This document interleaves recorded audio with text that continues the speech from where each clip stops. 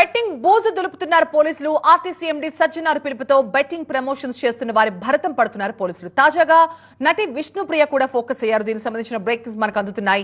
Betting ప్రమోషన్లపై పోలీసులు కొరడా జడిపించారు. నటి విష్ణుప్రియపై కేసు నమోదు చేశారు. ఆమెకి నోటీసులు కూడా జారీ చేశారు. ఈ సాయంత్రం 4 గంటలకు విచారణకు రావాలంటూ పంచగుట్ట పోలీసులు ఈ నోటీసులు తెలిపారు. బెట్టింగ్ ప్రమోషన్లు చేస్తున్న మొత్తం 11 మంది ఇన్ఫ్లుయెన్సర్స్ పై కేసులు నమోదయ్యాయి.